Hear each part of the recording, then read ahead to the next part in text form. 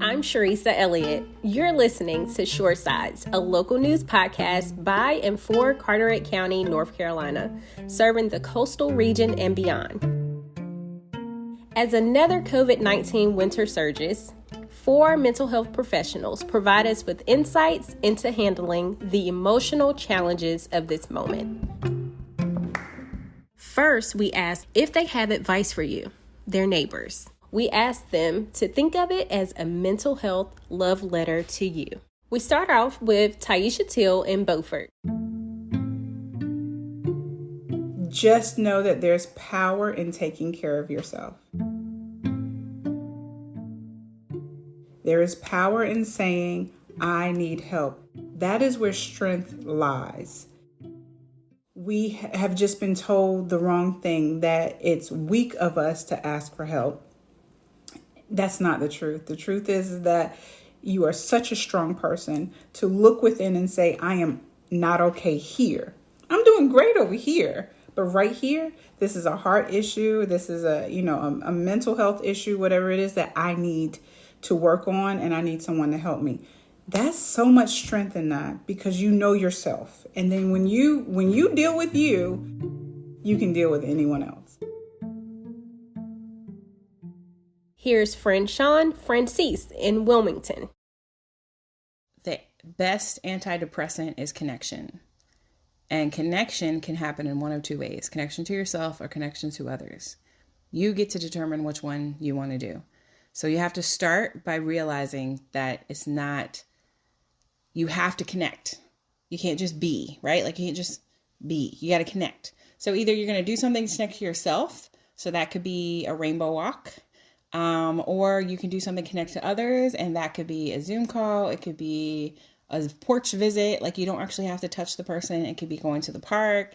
It could be petting a dog. Like you have to move, and you have to intentionally look for people, places, and things that you want to connect to, because that brings your soul alive. And what happens is we're all trying to connect to things that hurt our soul. And then we wonder why we feel like crap. And we're inundated with all of these messages that we're not enough and that we're broken and there's something wrong with us. And that is unbelievably inaccurate. There is nothing wrong with us. We are not broken. We actually are amazing beings. And really all we need is connection to self and others. And lastly, here's Kim Morris in Morehead City. You can't go through water without getting wet. You can't experience suffering and loss without being affected. How can we, during these zany times, armor ourselves so we can continue to care for others? In the words of Glennon Doyle, we can do hard things. We are not created to exist alone. We are born in and hardwired for connection to ourselves, to others, and to things that are bigger than us. Doyle reminds us to do 5 simple things. Show up, be brave, be kind, rest, and try again. Pema Chodron, Buddhist teacher, in her book titled When Things Fall Apart, she nudges us in such an eloquent way. She reminds us about the essential ingredients of suffering, hope, and healing. Things falling apart is kind of a testing and also a kind of healing. We think that the point is to pass the test or overcome the problem. But the truth is, things really don't get solved. They come together and they fall apart. Then they come together and they fall apart again. It's just like that. The healing comes from letting there be room for all of this to happen. Room for grief, room for relief, for misery, for joy. Letting there be room for not knowing is the most important thing of all. Yes, things are falling apart, but I believe they're also coming together. We will heal together. I know you can do it, one daring, loving gesture at a time. Time by the sea, walking daily with my dog, water, drinking my coffee when it's hot. That's what keeps me going. time alone, calls to my mom, dinner with my family watching silly boat ramp videos. Grace, lots of grace, keeps me going. So to my community, to Carteret County, to all of those who care for others, take time to make a plan for keeping going. You matter. I love you. I love you dearly, fiercely, and unconditionally. I'm thanking and praying for you. Let's show up, be brave, be kind, rest, and try again. Kim.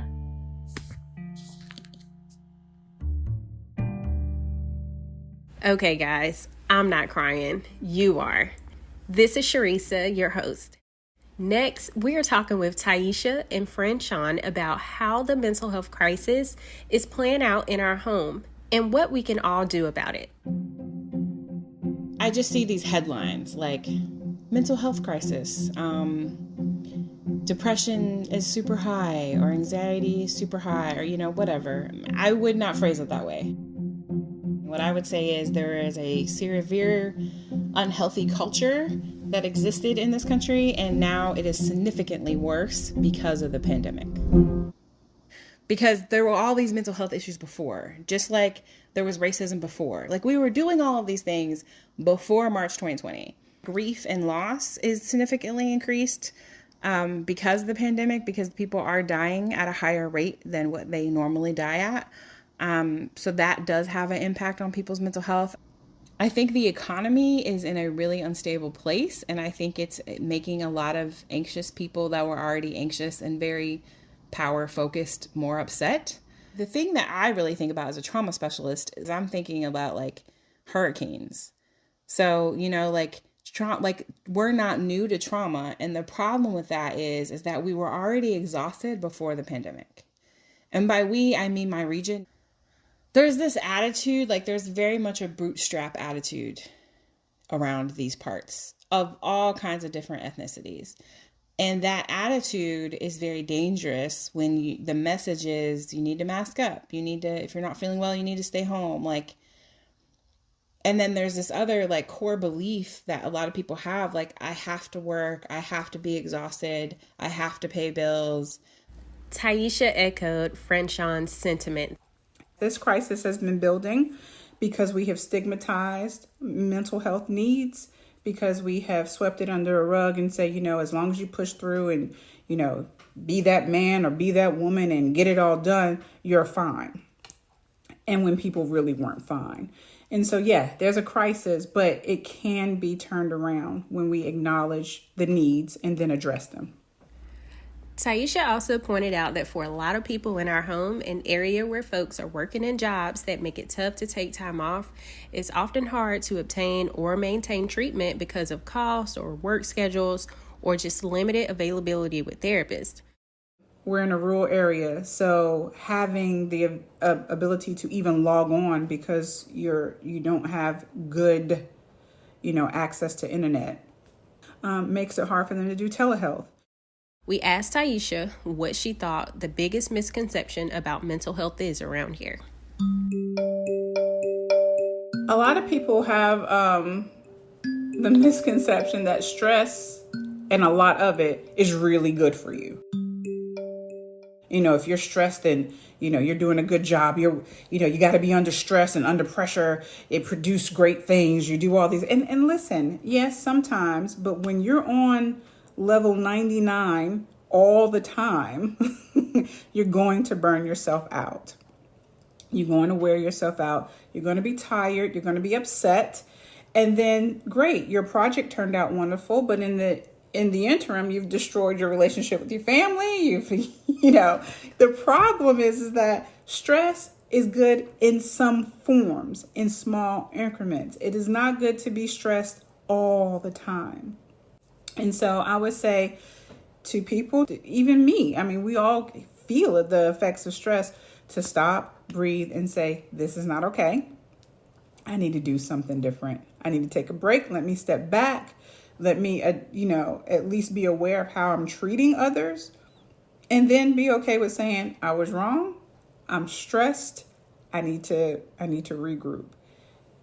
And companies need to be okay with that. Schools need to be okay with that. So I think in this country, we've done ourselves a disservice through the guise of capitalism that we got to be at it. We got to go at it hard all the time. And if you're not, 1,000% in and killing it all the time, then something's wrong with you. No, if you're amped up that much all the time, actually something is wrong with you and you need to step back and calm down.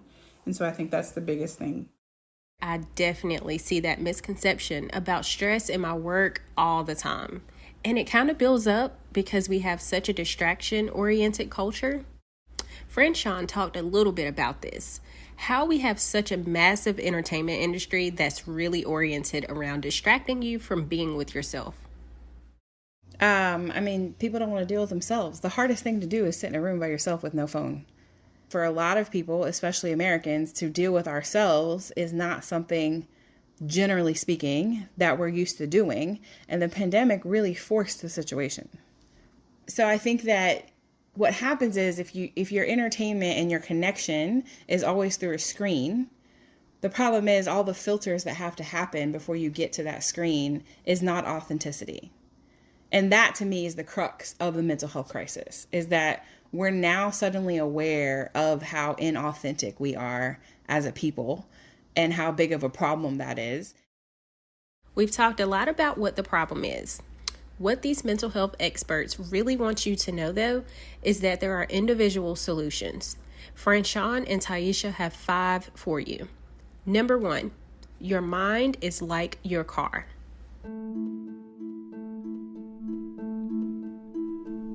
I wish people knew, especially in Carteret County and honestly all over, that caring for your mental health is extremely important and it's natural. And that having mental health needs doesn't make you an outlier. It just kind of makes you like everyone else. Because we're all affected by the things of this world, whether it's the news or the pandemic or hurricanes. And because a lot of people here in Carteret County are still dealing with the aftermaths of the last 2 hurricanes, that it's okay to ask for help. It's okay to say, you know what, I'm not in a great headspace right now. I need someone to talk to. It's kind of like washing your car. It's dirty. It needs to be cleaned. What do? We go get it cleaned. Well, we don't want our mind cluttered and dirtied and filled with negative thoughts. So whenever we need it, we need to go clean it out. We need to dump it off somewhere and have somebody help us process through it and then move on to our best selves. Just the way we present our car in its best state, we should be okay with presenting our mind in its best state. Number 2, what are your bare minimums? We need to consider mental health. Just like anybody that has a mouth and has some teeth, they need to go to the dentist. Same kind of concept. And also just keeping with that metaphor, like not everybody is a dentist, but everybody knows about brushing your teeth. Right? Like everybody knows the basics. Not saying everybody does it, but everybody knows the basics. Okay? So my whole thing is like everybody should know the basics of mental health. And then also practice. Just like it doesn't help you to meditate and think about brushing your teeth. What helps you is when you actually do it, that helps you maintain dental health. Same thing with mental health. Like you need to find the thing that helps you maintain your mental health and you need to do it daily. There's certain things that I do for my mental health no matter what. No matter how many pandemics, no matter how many people have died today, no matter how many phone calls I've gotten, there are certain things that I do to make sure that I'm okay. And I've had to cultivate those things and practice them throughout my lifetime. And I think everybody should be doing that. And we should all help each other to figure out what your things are. Like my thing is walking my dog, going on a rainbow walk and praying. Those are my bare minimums. What are your bare minimums?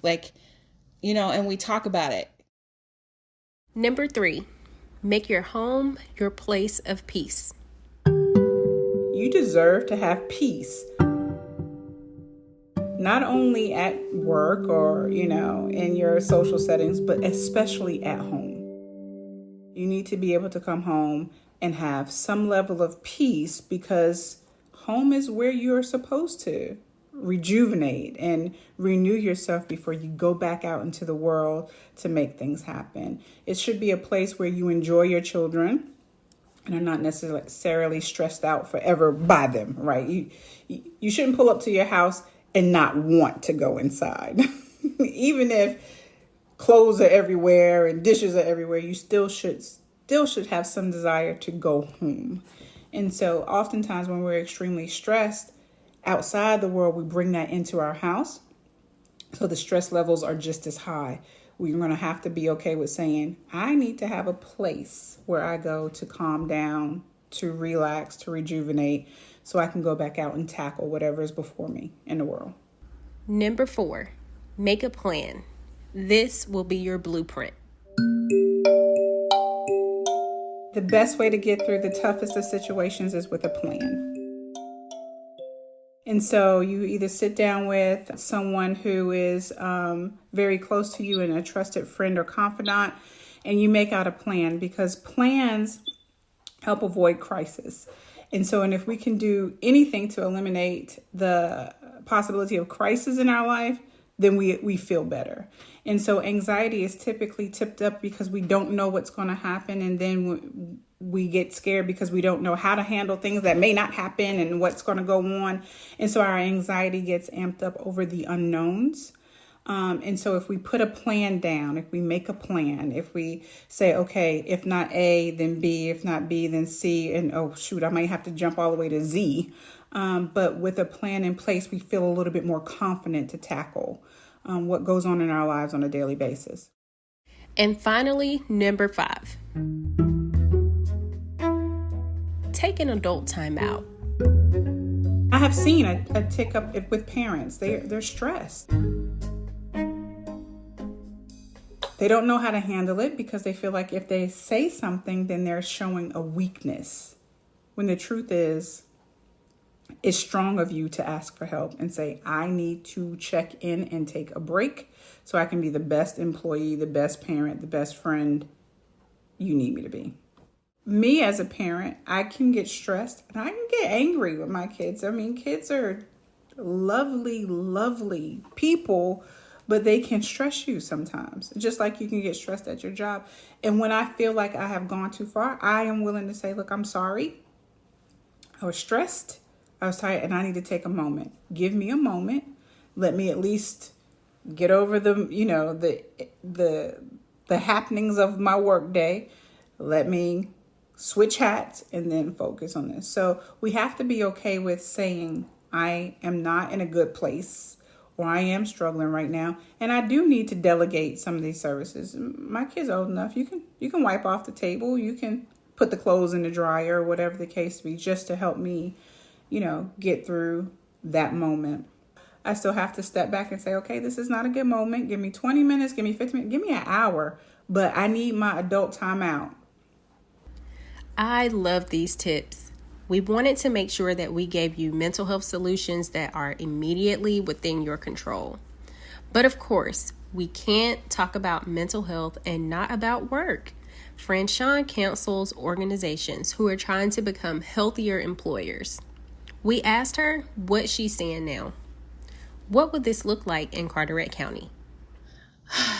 So I think, if I got to run a media company, my dream would be, let's talk about how the landscape of the workplace is changing, and how if you are going to be successful and really truly continue to run big organizations, you are going to have to change. You're going to have to. And you're going to have to change the way that you treat employees. You're going to have to change what you prioritize. You're going to have to change what you ask from them and what you pay them. And that's just the reality of the situation. And some organizations were doing that before the pandemic and continue to evolve and change and continue to make stable, good money. And other organizations are like, no, we're holding on to, to the old ways by our last straw. And I'm like, listen, you're not going to make it. Like you're not going to make it because your workforce is retiring.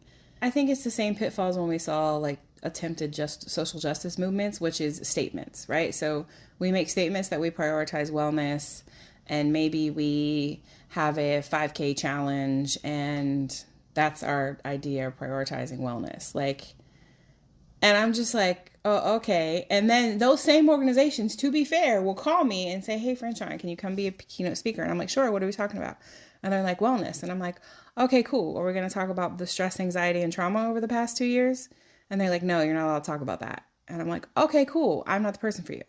It's not that they intentionally want to hurt their employees or they intentionally want to deprioritize what's important for their people. It's not that. It's that they really don't know how to have authentic conversations and how to create management people, like managers that know how to manage people of different generations and different priorities and different ethnicities working on the same team. It's not that they don't care about those things. They do. They just don't know what to do about it. So employers need to move beyond the talk. But what is one way employers are actually putting this into practice? Oh my gosh, hybrid work week. So 1 week you're on site 3 days and you're off site 4 days. And then the other week you swing. So you switch. So this way, because what they've learned is that people really want a hybrid and people really want flexibility. Also have productivity requirements to be measured by job, not measured by logging on and off. But it used to be like you had to be logged on.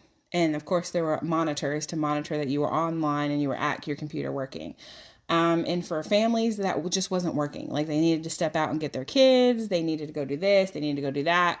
But they were producing, right? Like they were getting stuff done. So this company was like, okay, we're throwing productivity requirements out. But we are requiring jobs. Like you have this job to do and you have this project and you have this deadline. And like, as long as you make this deadline, give or take this amount of time, like all is well. If you don't do that, then there's disciplinary action, which to me totally makes sense because now we're treating people like adults and letting them manage their own schedule and manage their own time. And for some people, that means they're working at 1, 2, 3 o'clock in the morning because that's what's convenient for their life.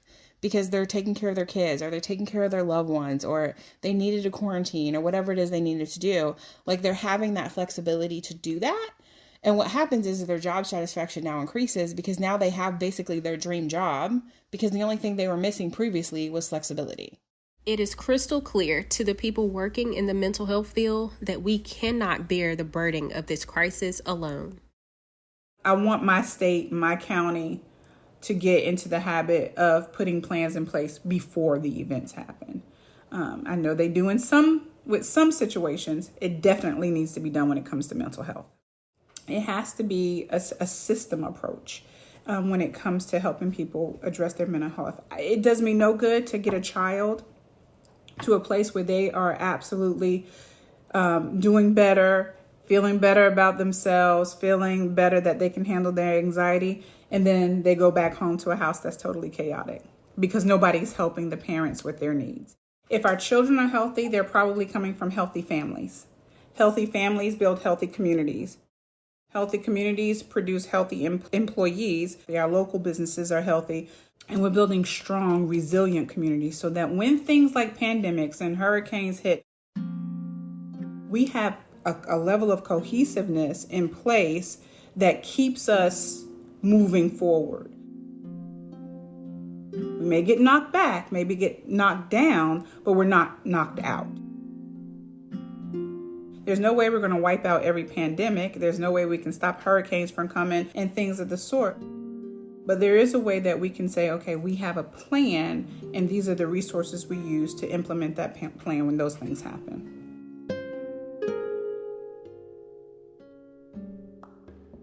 Franchon says it really does come back to connection.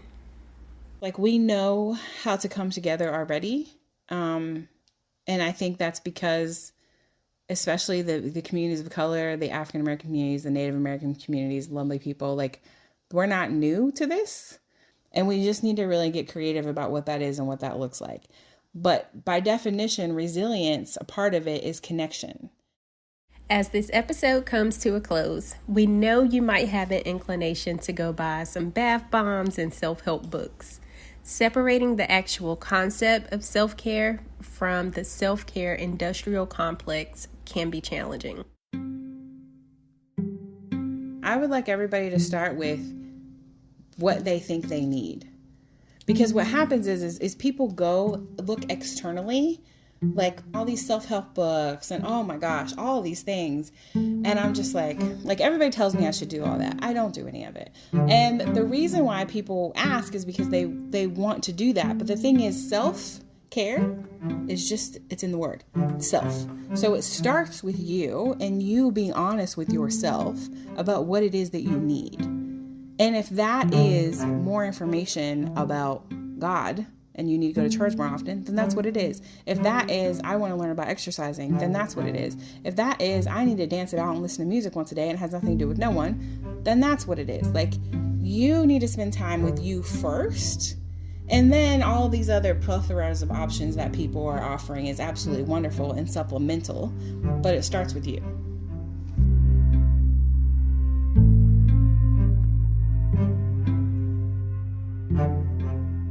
That was Taisha Till, Franchon Francis, and Kim Morris. I am Sharisa Elliott. You have been listening to Shoresides. Learn more about our work at www.shoresides.org. Shoresides is a project of the nonprofit Narrative Arts, serving the coastal region and beyond.